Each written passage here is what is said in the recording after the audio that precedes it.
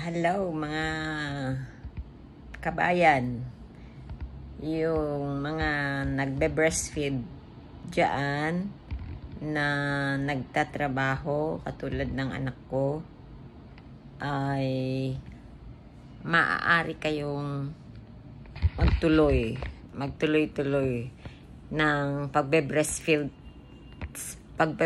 sa inyong mga anak kahit na wala kayo sa bahay. How? Paano?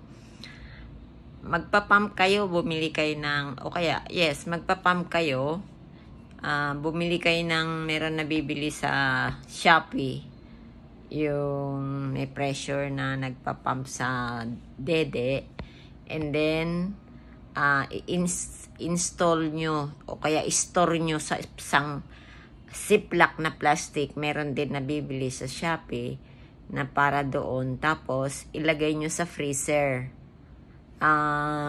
Dapat yung freezer nyo ay hindi siya nawawalan ng lamig, yung normal ba na hindi siya nag-defrost, okay?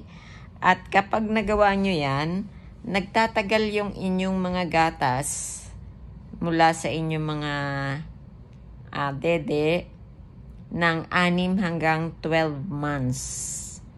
So, kahit iwanan nyo si baby, kung meron kayong nakaimbak na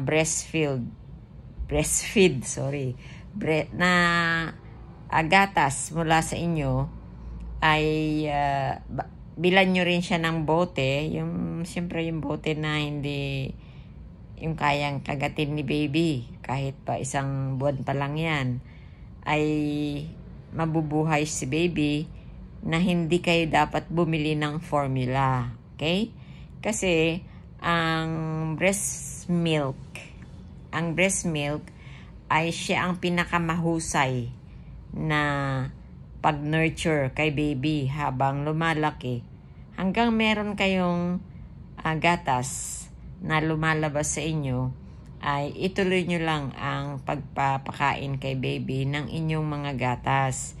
Kasi wala nang ibang huhusay pa na formula kaysa sa inyong mga gatas. Okay? So, tapos, halimbawa, di ba naka-freezer yung yung gatas nyo. Tapos, gusto nyo ng ilabas kasi maggagatas si baby mamaya. Ilabas nyo muna sa freezer, sa freezer, baba nyo sa ref, sa baba. And then, pag natunaw na yun, ilagay nyo lang sa warm na tubig. Ibabad nyo lang sa warm na tubig bago nyo ilagay sa bote. Tapos, pwede nyo nang ipainom kay baby. Pagka okay na yung katamtaman na hindi na siya masyadong malamig. Yan. At kapag nakalabas na yun sa ref, yung gatas, nagtatagal yun hanggang 8 oras. See? Hindi agad napapanis. Hindi katulad ng formula na hanggang 6 na oras lang. 5 hanggang 6 na oras lang ay napapanis na. Pero yung gatas na nagmumula sa nanay, ay nagtatagal yan. Pag nakalabas na, nasa bote na, nagtatagal hanggang 8 oras. Okay? So, yung mga bagong nanay dyan, huwag kayo muna mag-formula kasi mahal ang gatas. Bukod doon, mas mainam yung gatas na nagmumula sa inyo. Yung aking apo nga 10 months na hanggang ngayon, wala pa siyang vitamins. Kasi yung gatas ng nanay ang pinaka mahusay kaysa sa formula. At nakakatipid pa, yung anak ko hindi siya ayaw niya mag-formula. So, hanggang ngayon, nagagatas yung apo ko sa kanya, mula sa kanya, no? So, pero lang kung walang lalabas na dede sa inyo, no, wala nang gatas na lumalabas sa inyo, yun na yung time na i-formula nyo. Pero kapag 6 months na si baby, pwede na siyang kumain ng paunti-unti ng solid, yung mga soft foods lang. tulad ng lugaw, minas na mga kamote, patatas, carrots, yung mga ganon.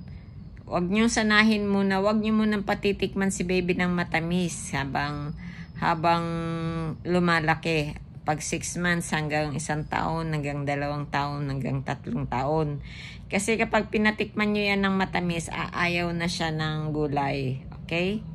So, makinig kayo kay Lola. Si Lola ay may mga karanasan na. Yan.